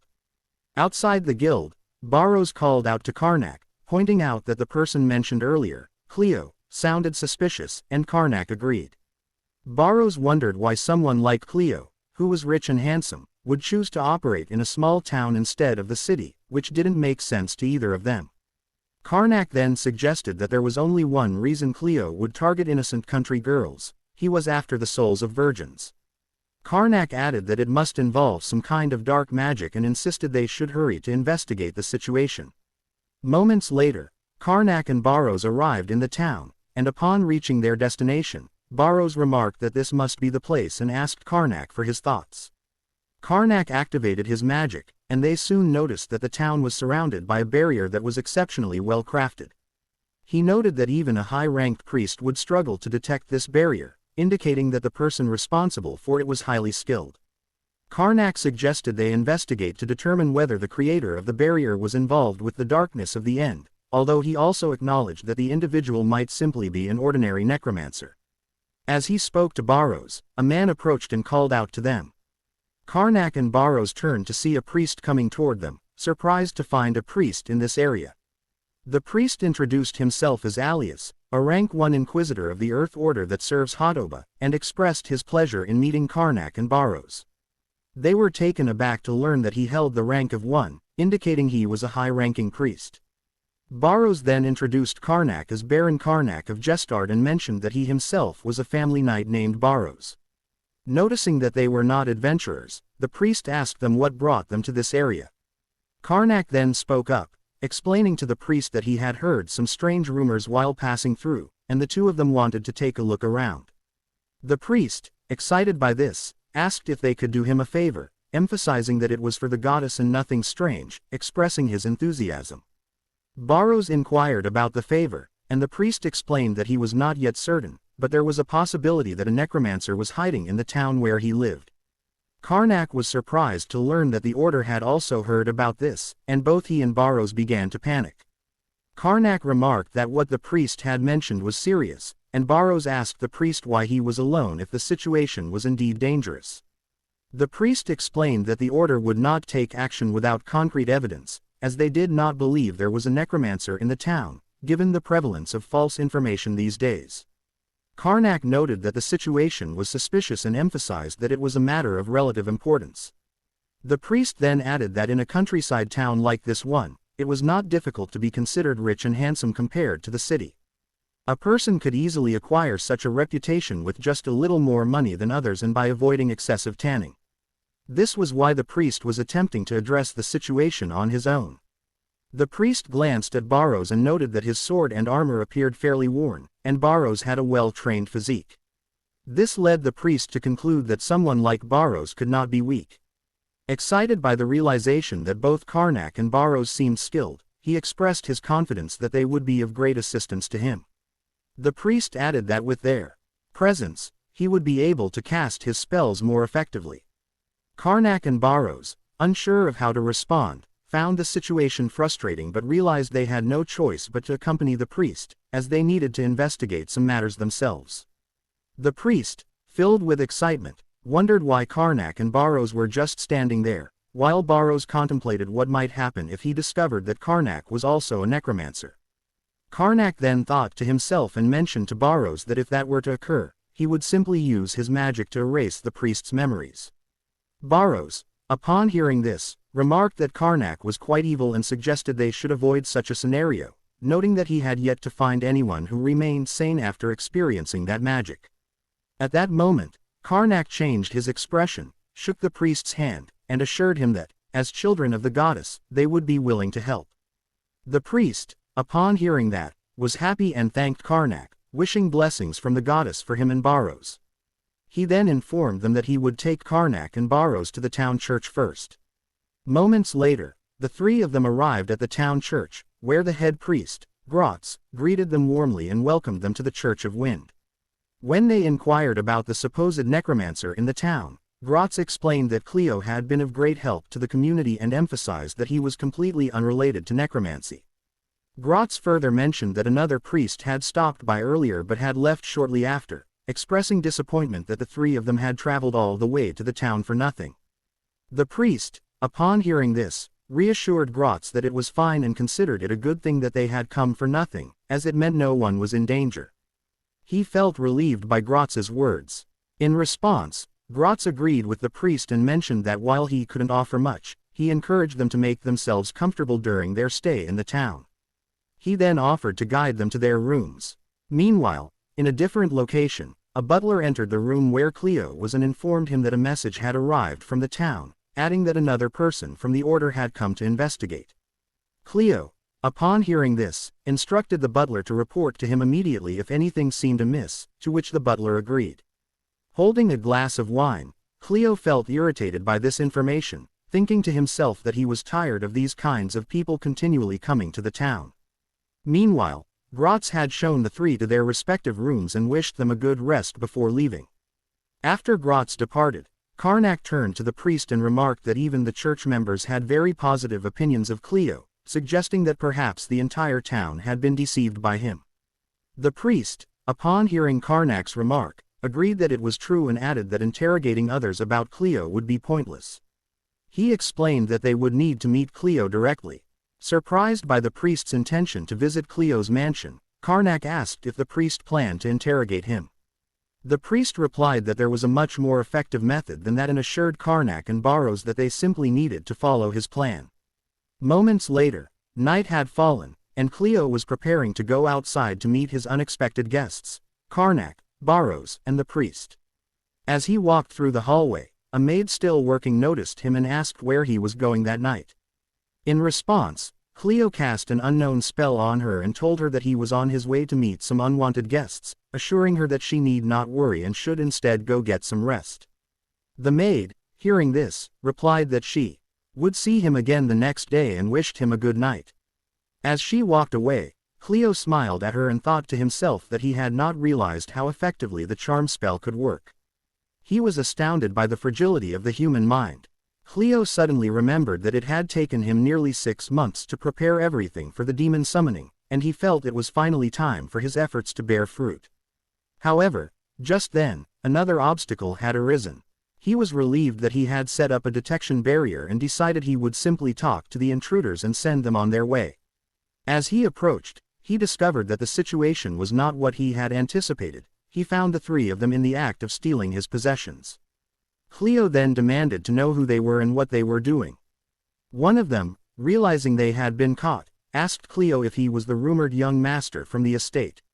Another thief informed Cleo that they had heard he was giving money to the townspeople and asked if he would be willing to share some with them as well. Cleo, observing them, thought to himself that they were indeed thieves and couldn't believe the situation. He realized he had worried for no reason. One of the thieves questioned why Cleo was laughing, while another suggested that they needed to teach him a lesson. Upon hearing that, Cleo became furious and declared that they were unworthy trash, incapable of becoming sacrifices. In a fit of rage, Cleo activated his magic and launched a powerful attack at them. However, just as the magic was about to hit, one of the thieves countered by activating his own magic and using a holy spell to block the attack. Cleo was shocked to see that the thieves could wield holy magic. At that moment, the three thieves revealed themselves, and it was none other than Karnak, Baros, and the priest. Baros remarked to Karnak and the priest that he hadn't expected Cleo to reveal his identity so easily. The priest responded that this method had already been proven effective and had never failed. Seeing the three, Cleo felt a wave of worry wash over him and regretted his earlier complacency. He realized he had no choice but to eliminate the three right then and there. With that, Cleo recited an incantation, commanding, "Awaken, my undead from the underworld and follow the darkness, and bear your vicious fangs," as he summoned an army of undead to confront them. The priest then informed Karnak and Baros that he would buy them some time using his authority. In that moment, Karnak and Baros charged at Cleo and his army of undead.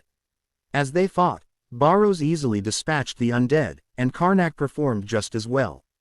Cleo, witnessing this, felt a surge of worry and realized he had no other choice. He called upon a beast from the underworld, and a portal opened, revealing a demon knight. After summoning the demon knight, Cleo declared that they would not be able to handle such a formidable monster. However, just then, the priest invoked his holy magic, reciting an incantation that unleashed his spell, Holy Dispel, which sent all the undead and the demon knight back to their own realm. Cleo was shocked by the situation he found himself in and felt uncertain about how to proceed. Meanwhile, the priest informed Cleo that he already knew which spell Cleo intended to use. Furious at this revelation, Cleo acknowledged the three of them, stating that they were not merely insignificant pests. He decided it was time to reveal his true power. In that moment, Cleo activated his ability, transforming into a larger, beast-like monster. The priest was taken aback. He hadn't anticipated this and realized he was in trouble, as he didn't have enough time to summon another ally. Just as he was about to instruct Karnak and Baros to retreat, they charged toward Cleo without hesitation, delivering a powerful blow that incapacitated him instantly and without difficulty. The priest was surprised by the turn of events and struggled to comprehend what had just happened. As he observed Karnak and Baros, who appeared relaxed after facing a powerful foe, he realized that while their physical strength was ordinary, their skills and teamwork were remarkable. Lost in thought, the priest was interrupted by Baros, who asked whether they should kill Cleo or let him live. Still taken aback, the priest replied that he would handle Cleo. The priest then approached Cleo, who lay unconscious on the ground, and used his spell to extract all the dark energy from Cleo's body, collecting it in a bottle. He turned to Karnak and Baros, confirming that it was just as he had suspected, and explained that this was the darkness of the end. The priest then informed the two that all he needed to do now was clean up the mess. However, at that moment, Karnak approached and delivered a swift blow, knocking the priest unconscious. Afterward, Karnak told Baros that it was time for them to begin their own work. A short while later, after finishing his interrogation of the necromancer, Karnak turned to Baros and asked if he had found anything useful. Karnak replied that Cleo had always been a necromancer and had merely taken the opportunity to absorb some of the darkness of the end. Baros then added that the power Karnak had unleashed, which was absorbed by the necromancers, was undeniably tempting due to its great potential. He asked Karnak if there was anything else beyond what he had already mentioned. Karnak responded that it appeared Cleo was a cult member who revered Tezranik. Baros, confused by the name, inquired what Tezranik meant. Karnak explained that it seemed Tezranik was considered the god of death. Upon hearing this, Baros was surprised and remarked that he had thought it was Karnak who was regarded as that god of death. Baros mentioned that not just anyone could lay claim to a title like the one held by Karnak, to which Karnak replied that he wasn't entirely certain about it either. Karnak continued, explaining that, according to the cult's gospel, Tezranik was revered as the god of death and rebirth, an entity destined to cleanse the world through death and bring forth a new paradise. At that moment, Baros suggested that the cultists might be behind everything that had transpired. Karnak agreed and confirmed this was all the information they currently had. However, with a slight glimmer of satisfaction, Karnak told Baros there was one more thing he had learned, that with a priest's power, he could easily refine chaos mana. Hearing this, Baros asked if this was why Karnak wanted to accompany the priest to test it out. Karnak affirmed that Baros was correct. Karnak then explained that since chaos mana was purified and contained the power of sealed necromancy, he believed that, with the use of divinity, he could easily purify even more chaos mana. Hearing this, Baros now understood that Karnak's real motive was to experiment with divinity. Karnak went on to say that with this, his mana capacity would double, effectively elevating him to the level of a fourth circle magician. Baros, realizing the significance of this, remarked that they would need to keep an eye out for holy artifacts from that point onward. Karnak responded by suggesting they could always steal from a church later, but for now, he asked Baros to help him wake the priest. Baros agreed. Moments later, the priest, smiling cheerfully, told Karnak and Baros that he had let his guard down and hadn't expected to be caught in such a trap. He added that he was grateful to have them by his side. Karnak and Baros exchanged smiles, pleased to see that the priest was fully convinced by their act. Baros remarked to the priest that it seemed everything had ended well, although those affected by the necromancer's charm spell still appeared confused. The priest assured them that with the church assisting the townspeople, he was confident they would soon find peace. He then asked the two where they would be heading next. Karnak replied that he and Baros planned to rest in Durarth city for a while. Hearing this, the priest nodded and said it was time for them to part ways, wishing them the blessing of Hatoba on their journey. At that moment, Karnak and Baros bid farewell to the priest, advising him to be cautious on his journey back. However, after they departed, the priest found himself mulling over a lingering suspicion about the two. Although he couldn't pinpoint what seemed off, he realized that Karnak and Baros were not just ordinary travelers. Believing that uncovering their identities might benefit the castle, he resolved to investigate the matter as soon as he returned. Meanwhile, Karnak and Baros were pleased with how things had turned out. Karnak suggested they get some food, and Baros readily agreed. Later that evening, on the outskirts of Durarth city, the two had captured a necromancer and were subjecting him to intense interrogation. Bound upside down, the necromancer was repeatedly dunked in holy water as part of their relentless questioning. Tears streaming down his face, the necromancer pleaded with Karnak and Baros, promising to reveal everything he knew about the power of darkness and asking what they wanted to know. Instead of answering, Karnak instructed Baros to dunk him back into the holy water, and Baros complied. As they submerged the necromancer, they watched the dark energy seeping out of him. Karnak remarked that nothing purifies dark energy quite like holy water. Baros then asked if he should pour more, and Karnak agreed they should continue. When they were finally finished, Karnak and Baros walked through the city streets, satisfied with their success.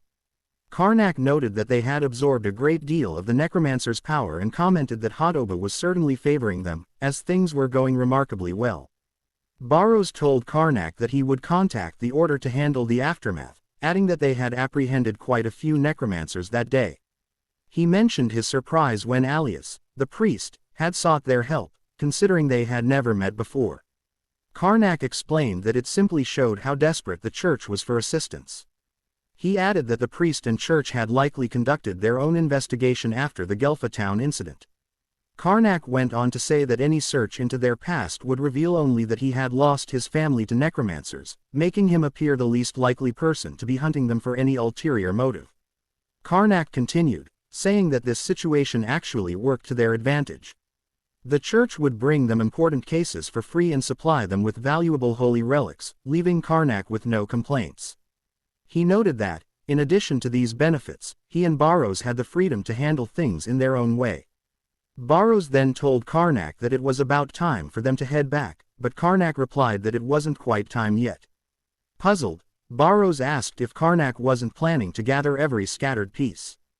Karnak clarified that he had no intention of doing so. Instead, he explained, he would block the pathways through which the power spread.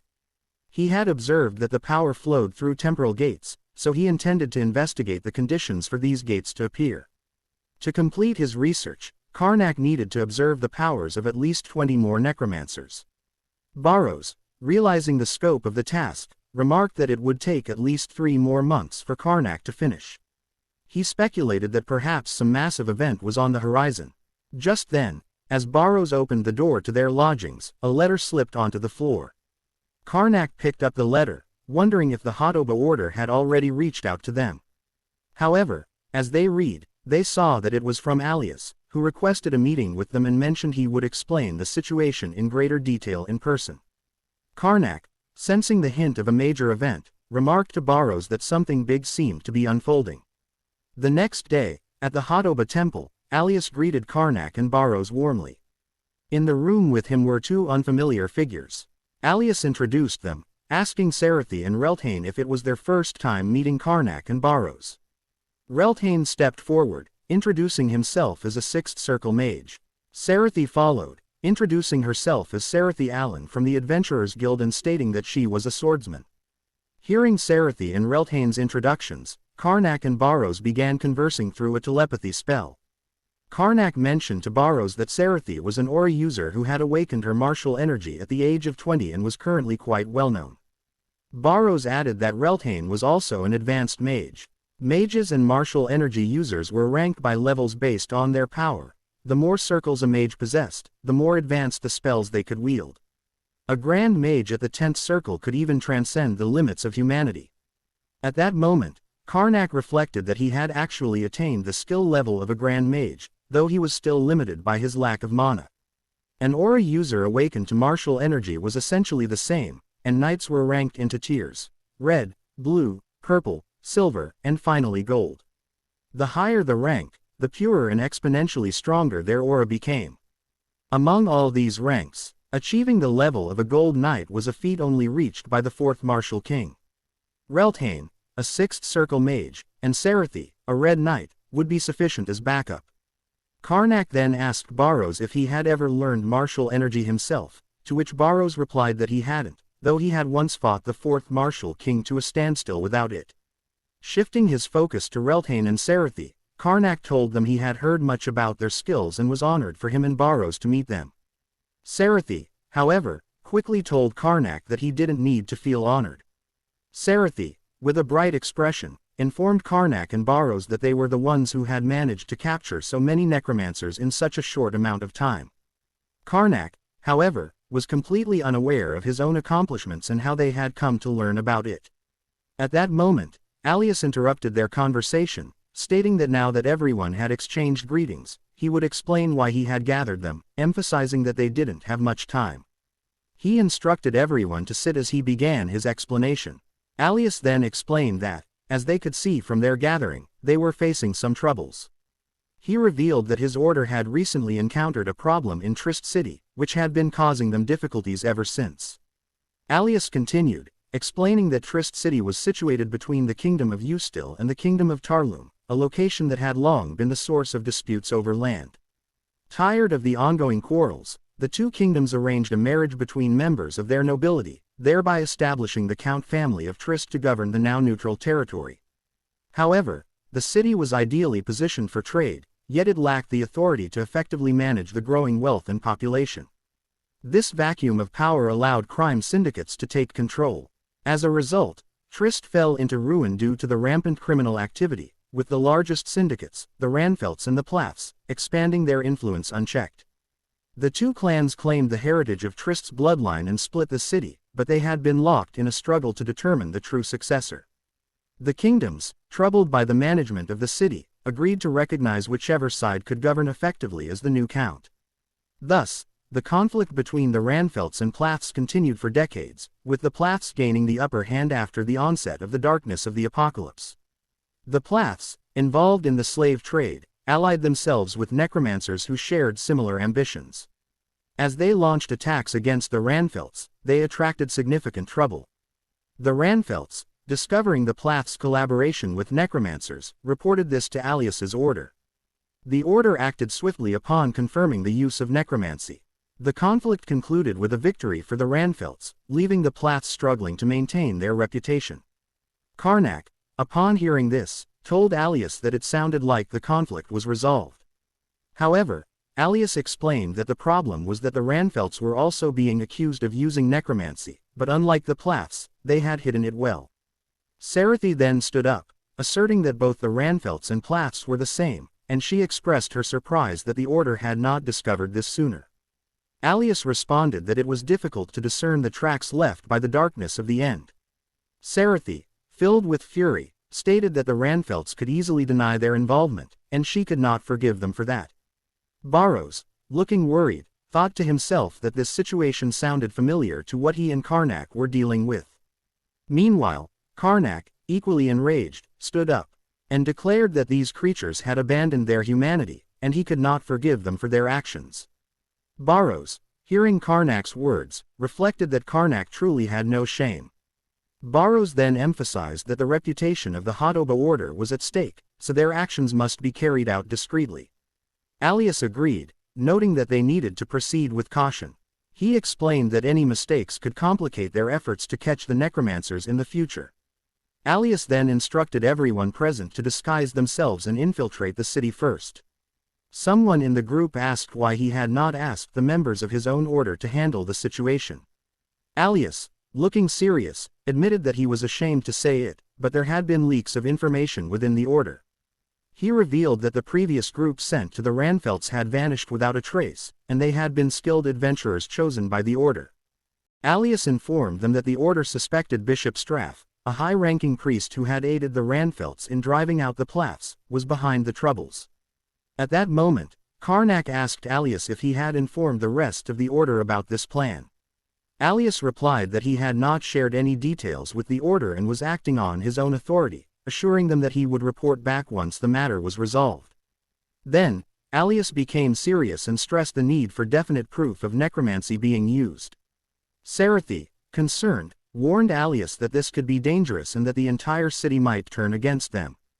In response, Alias explained that this was precisely why he had gathered everyone that day. He believed they would be capable of fending for themselves in the worst-case scenario.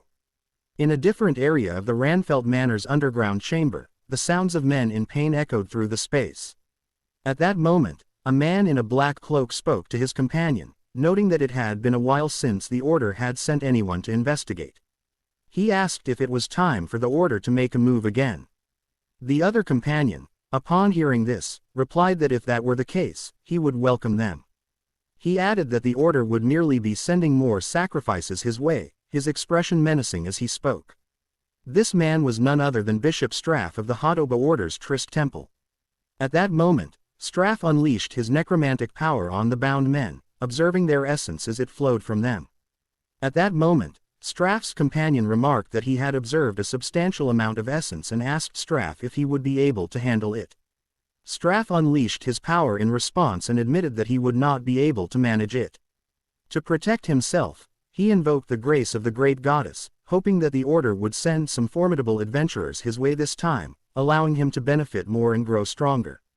A few moments later, Alias and his team arrived in Trist City. Upon observing the city, they noted its poor state.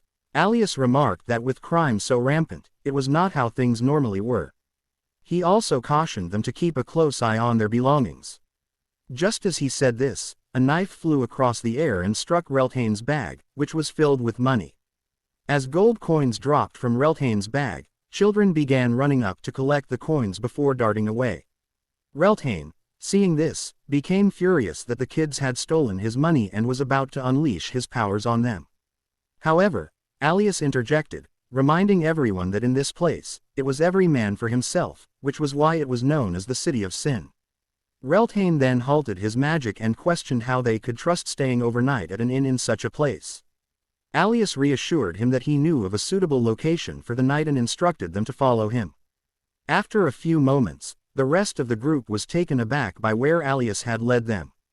With a menacing smile, Alias revealed that they would be staying at the Plath's Manor for the night. Everyone was surprised by this decision, considering that Alias had previously brought down the Plath family, leading them to think that perhaps overworking had driven Alias to madness. Moments later, they were all inside the manor when a woman named Sildera, the head of the Plath household, addressed Alias and his team. She stated that she had no intention of making excuses and emphasized that anyone who had engaged in banned magic should face punishment, including her father. However, she added that the Ranfelts had also broken the law, and they could not allow them to escape consequences for their use of banned magic. Alias agreed with Sildera, asserting that they could not stand idly by while the Trist parish committed acts of violence. Karnak and Baros, upon hearing Alias's words, thought to themselves that he was a formidable man. he was skillfully redirecting the blame towards the Trist parish instead of himself and the Order. Alias then informed Sildera that they were in agreement on this matter and expressed his appreciation for her assistance in the operation against the Ranfelts. Sildera, upon hearing this, assured Alias that she would do her best to help and inquired about his plan for the situation. She explained that the Ranfelts had recently reinforced their security, making it nearly impossible to approach their mansion unless one had a high rank. Alias, with a broad smile, replied that this was precisely why he intended to ambush the Ranfelt residents. Everyone was taken aback by his suggestion, as it seemed overly simplistic. However, Alias confidently asserted that the plan was sure to succeed. Sildera then informed them that the Ranfelts did not possess a substantial military force at their estate, making their plan feasible. However, she expressed concern over their lack of information regarding the necromancers, worrying about their safety. Alias reassured Sildera that they would be fine, as his companions were seasoned veterans when it came to combating necromancers. As night fell over the Ranfelt estate, guards patrolled the grounds, ensuring security. Meanwhile, in a shadowy corner near the estate, 6 individuals clad in black and covered from head to toe stood ready. They were none other than Karnak and his team. Each of them held a Molotov cocktail in their hands. At that moment, Reltane declared that their actions were driven by a desire for revenge. With that, they all hurled their Molotov cocktails at the estate, shouting for the Ranfelts to experience the consequences of their actions. The guards were thrown into a state of panic, shouting to one another that they had been ambushed and requesting assistance to handle the attackers outside the walls. As the guards concentrated on the supposed ambushers, Karnak and his team took advantage of the chaos to sneak up behind them, using the Molotov cocktails as a distraction. While they were making their way forward, Karnak remarked to the others that the Molotovs had proven to be quite effective for diverting attention. Alias then urged them to seize the opportunity to enter the estate, as he could sense the foul stench of necromancy emanating from the mansion. However, just then, the guards spotted them and stood in front of Karnak and his team. Reltane, unfazed, declared that it was time to greet the guards with a taste of his magic. In an instant, he unleashed a fireball and followed it up with a chain lightning spell, swiftly incapacitating most of the guards with ease. The guards were taken aback by how quickly Reltane cast his spells. One of the guards urged the others to remain calm, reminding them that there were only 5 ambushers in front of them. However, at that moment, Sarathy stepped forward, her sword drawn. She activated her battle aura and launched into a furious rampage, cutting down anyone who stood in her way. Baros, observing her, remarked to Karnak that this was not the intended use of a battle or a sword, adding that Sarathy's movements were disappointing.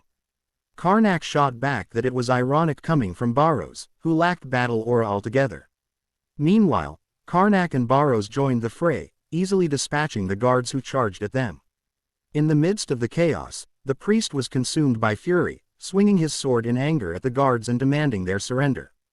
Baros and Karnak exchanged glances, both wondering when the priest had learned to wield a sword with such skill. After a few moments, the guards began to fall back, prompting Alias to remark that this seemed to signal the end of the fight.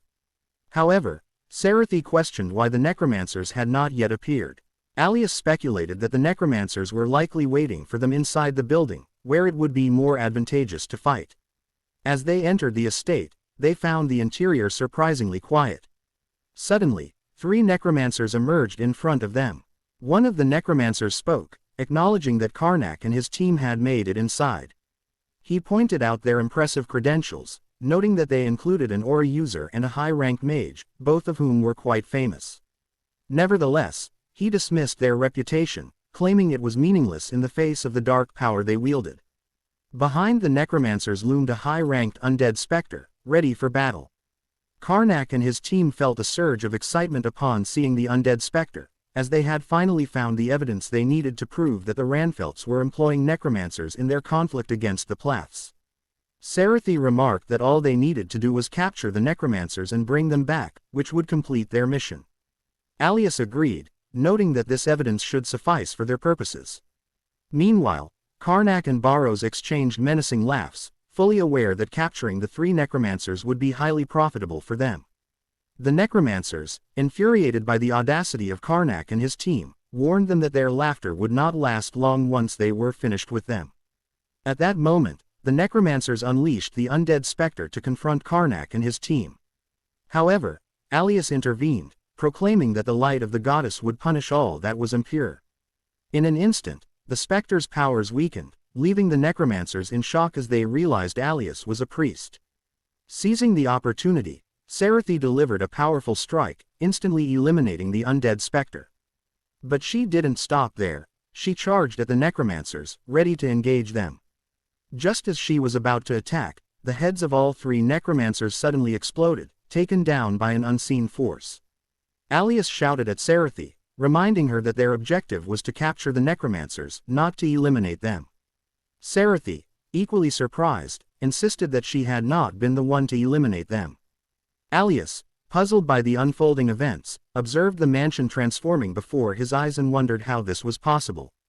At that moment, Karnak and the team heard a voice announcing that this would be a splendid harvest, as among them were an aura user, a sixth circle mage, and even Inquisitor Alias, perfect sacrifices for him. Recognizing the voice, Alias concluded that the man behind this was none other than Bishop Straff of the Trist Parish. With a menacing smile, Straff questioned Alias about his arrival, suggesting that Alias had suspected him from the beginning. Alias, taken aback, expressed his disbelief that a servant of the goddess could be tempted by the power of darkness, realizing that he had been mistaken in his assumptions. Sarathi and Reltane informed Alias that the exit had been blocked and that they were unable to destroy the wall. In response, Alias explained that their powers were weakened by the dark energy surrounding them. He attempted to eliminate this dark energy, but to his surprise, his powers were ineffective. Karnak was astonished to realize that Alias's divine power was actually amplifying the necromantic energy. Straff then revealed that the individuals they had encountered moments earlier were not genuine necromancers. He added that if that were all there was to necromancy, the seven orders would not be so concerned about the dark.